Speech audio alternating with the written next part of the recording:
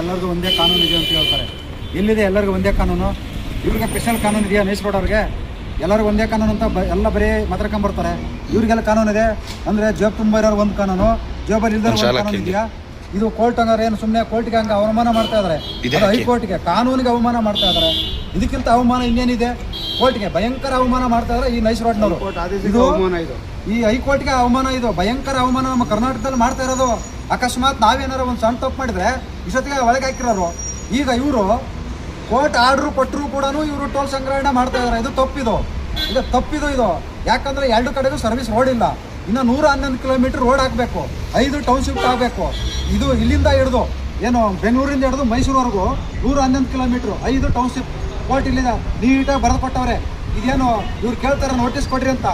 High court judge ಮಾಡಿದ್ರೆ ಎಲ್ಲರಿಗೂ ಮನೆಗೆ ತಂದು ನೋಟಿಸ್ ಕೊಡಲ್ಲ.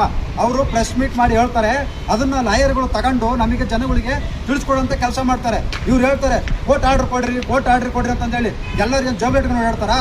ಟಿವಿಲಿ ಬರುತ್ತೆ, ಪೇಪರ್ಲಿ ಬರುತ್ತೆ, ಅದೇ ಸಾಕು. ಎಲ್ಲ ಕೋರ್ಟ್ ಹೇಳಿದ್ದೇ ಆರ್ಡರ್ ಏನು ಕೊಡೋ ಅವಶ್ಯಕತೆ ಇಲ್ಲ. ಇದು ಭಯಂಕರವಾಗಿ ಅಕ್ರಮ ಮಾಡ್ತಾ ಇದ್ದಾರೆ ನಮ್ಮ ಜನಗಳು, ಮೊಬ್ಬು ಜನಗಳು. ಇಂಥವೆಲ್ಲ ಪ್ರಶ್ನೆ ಮಾಡಬೇಕು, ಕೇಳಬೇಕು. ಇವತ್ತು ನಾವು 80ನೇ ವರ್ಷದ ಸ್ವಾತಂತ್ರ್ಯ ದಿನಾಚರಣೆ ಮಾಡ್ತಾ ಇದೀವಿ. ಇನ್ನೂ ಬದಲಾವಣೆ ಆಗಲಿಲ್ಲ ಅಂದರೆ ದೇವರನ್ನು ಇನ್ನೂ ಬರೇ ಶ್ರೀಮಂತರ ಆಗ್ತಾ ಹೋದ್ರೆ ನಾವು ಹಿಂಗೆ ಇರ್ತೀವಿ ಅಷ್ಟೇ. ದಯವಿಟ್ಟು ಜನಗಳು ಬದಲಾವಣೆ ಆಗಿ. 80 ವರ್ಷ ಆಯಿತು ನಮ್ಮ ದೇಶಕ್ಕೆ ಸ್ವಾತಂತ್ರ್ಯ ಬಂದು ಏನಕ್ಕೆ ಬಂದಿದೆ? ಡ್ಯೂಟಿ ಮಾಡೋಕ್ಕೆ ಬಂದಿದ್ಯಾ? ಭ್ರಷ್ಟಾಚಾರ ಮಾಡೋಕ್ಕೆ ಬಂದಿದ್ಯಾ? ನಮ್ಮ ದೇಶಕ್ಕೆ ಸ್ವಾತಂತ್ರ್ಯ ಇದಕ್ಕೋಸ್ಕರ ಬಂದಿದ್ಯಾ? ಇಷ್ಟೆಲ್ಲ ಏನು ಇವತ್ತು ಬಾವುಟ ಏರಿಸ್ಬಿಟ್ಟು ಮಕ್ಕಳಿಗೆ ಚಾಕ್ಲೇಟ್ ಕೊಟ್ಟು ಮನೆ ಕಳಿಸ್ಬಿಟ್ರೆ ಮುಗಿದೋಯ್ತಾ? ಸ್ವಾತಂತ್ರ್ಯ ಏನಕ್ಕೆ ಬಂದಿದೆ? ಯಾಕೆ ಬಂದಿದೆ? ತಿಳ್ಕೊಳ್ಳಿ ಜನಗಳಿಗೆ. ಸ್ವಾತಂತ್ರ್ಯ ಬಂದಿಲ್ಲ, ಎಲ್ಲ ನಾವು ಬೇಕಾದ್ರೆ ಕೋರ್ಟಿಂದ ಇಲ್ಲ ಸರ್ಕಾರದಿಂದ ಏನೋ ರೆಕಾರ್ಡ್ಸ್ ಇದ್ರೆ ದುಡ್ಡು ಕಟ್ಟಲೇಬೇಕು ಅಂತ, ಟೋಲ್ ಕಟ್ಟಬೇಕು ಅಂತ ಇದ್ರೆ ನಾವು ಕಟ್ತೀವಿ. ಇಲ್ಲ ಇವ್ರು ಬಾಯಿ ಮಾತಲ್ಲಿ ಹೇಳಿ ನಾವು ಕಟ್ಟಕ್ಕೆ ರೆಡಿ ಇಲ್ಲ, ನಮ್ಮನ್ನ ಬಿಡ್ಲಿ ನಾವು ಹೋಗ್ತೀವಿ. ಇಲ್ಲ ಇಲ್ಲೇ ನಿಂತ್ಕೊತೀವಿ, ನಾವು ಕಟ್ಟಲ್ಲ. ಟೋಲ್ಗಳು ಮಾಡಿ ಯಾವುದೇ ರೂಪುರೇಷೆಗಳಿಲ್ಲದ ಟೋಲ್ಗಳು ಮಾಡಿ ಇವತ್ತು ನಮ್ಮನ್ನ ತಡೆ ಹಿಡಿದಿರೋದು ಇದು ಒಂದು ಪ್ರಜಾಪ್ರಭುತ್ವದ ಒಂದು ಕಗ್ಗೊಲೆ. ಹಂಗಾಗಿ ನಾವು ಯಾವುದೇ ಕಾರಣಕ್ಕೂ ಮುಂದೆ ಸಾಗಲ್ಲ. ನಾವು ನಮ್ಮ ಬಿಡ್ಲಿ ಇಲ್ಲಾಂದ್ರೆ ಮುಂದಿನ ದಿನಗಳಲ್ಲಿ ರಾಜ್ಯಾದ್ಯಂತ ಎಲ್ಲ ಟೋಲ್ಗಳನ್ನು ಮುತ್ತಿಗೆ ಹಾಕುವಂಥ ಕೆಲಸಗಳು ಮುಂದಿನ ದಿನಗಳು ನಾವು ಮಾಡ್ತೇವೆ. 29 ತಾರೀಕು 7ನೇ ತಿಂಗಳು ಕೋರ್ಟ್ ಆರ್ಡರ್ ಮಾಡಿರೋದು. 29 ತಾರೀಕು 7ನೇ ತಿಂಗಳು. ಇವತ್ತು ತಾರೀಕು ಎಷ್ಟು? ಆಗಸ್ಟ್ 15. ಇನ್ನು 4 ದಿನ ಹೋದ್ರೆ 20 ದಿವಸ ಆಗುತ್ತೆ.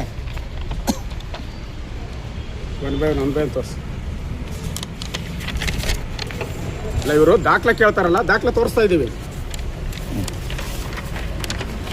ಇಲ್ಲಿ ನೋಡಿ, ಇದೆ 111 ಕಿಲೋಮೀಟ್ರು, ಇಲ್ಲಿ 5 ಟೌನ್ಶಿಫ್ಟು, ಎಲ್ಲ ಡೀಟೇಲ್ಸ್ ಇದೆ. ಆದ್ಮೇಲೆ ಇವರು ಟೋಲ್ ಕಲೆಕ್ಟ್ ಮಾಡಬೇಕಾಗಿದ್ದು. 29 ತಾರೀಕು 7ನೇ ತಿಂಗಳು 20 ದಿವಸ ಆಯ್ತು. ಎಲ್ಲ ಪ್ರಜೆಗಳೇ ದಯವಿಟ್ಟು ಸಾರ್ವಜನಿಕರು ಇದ್ರ ಬಗ್ಗೆ ಪ್ರಶ್ನೆ ಮಾಡೋದಕ್ಕೆ ಅರ್ಜೆಂಟ್ ಏನು ದಿನ ಇದ್ದತೆ ಏನು ನಿಮ್ಮ ಥರ ಅರ್ಜೆಂಟ್ ಇದ್ದು ಬಿಟ್ರೆ ಜನಗಳು ಬರೇ ಪ್ರಧಾನಮಂತ್ರಿ ತಲೆ ಕೆಡ್ಸ್ಕೊಳ್ಳಲ್ಲ, ಜನಗಳು ತಲೆ ಕೆಡ್ಸ್ಕೋಬೇಕು. ನಾವು ಕಟ್ಟಂತ ಟ್ಯಾಕ್ಸ್ ಅಲ್ಲಿ ಇವತ್ತು ಕೇಳೋರು ಯಾರು ಇಲ್ಲ. ಇವ್ರು ಇಷ್ಟ ಬಂದಂಗೆ ಲೂಟಿ ಮಾಡೋ ಜನಗಳ ಹತ್ರ ಗೊತ್ತಿಲ್ಲ, ಏನೋ ಮಾಡಿ ಕಿತ್ಕೊ ಕಳಿಸು. ಅಶೋಕೇಣಿ ಮೊನ್ನೆ ಪ್ರೆಸ್ ಮೀಟ್ ಅಲ್ಲಿ ಕೇಳ್ತಾರೆ ಜನ, ಉತ್ತರ ಕೊಡಕ್ಕೆ ಯೋಗ್ಯತೆ ಇಲ್ಲ ಅಪ್ಪನಿಗೆ. ಅವನ್ನೇ ಕೇಳ್ರಿ, ಸೆಂಟ್ರಲ್ ಮಿನಿಸ್ಟರ್ ಅವನ್ನೇ ಕೇಳ್ರಿ ಅಂತ ಹೇಳ್ತಾರೆ. ಒಬ್ಬ ಸೆಂಟ್ರಲ್ ಮಿನಿಸ್ಟರ್ಗೆ ಅವನ್ನೇ ಕೇಳ್ರಿ, ಏಕವಚನದಲ್ಲಿ ಮಾತಾಡ್ತಾರೆ ಮನುಷ್ಯ. ಇವ್ರ ಎಷ್ಟು ಉಂಬತನ ಇವ್ರಿಗೆ ಹೆಂಗ್ ಗೊತ್ತಾ? ದುಡ್ಡು ಸಾರ್ವಜನಿಕರು ದುಡ್ಡು ಕೊಳ್ಳೆ ಹೊಡೆದು ರೂಢಿ ಆಗ್ಬಿಟ್ಟಿದೆಯಲ್ಲ, ಹಂಗಾಗಿ ಅವ್ರಿಗೆ ಬೇಕಾಬಿಟ್ಟು ಮಾತು. ಈ ರಾಜ್ಯದ ಜನತೆಗೆ ಮನವಿ ಮಾಡೋದೊಂದೇ, ಪ್ರತಿಯೊಬ್ಬರು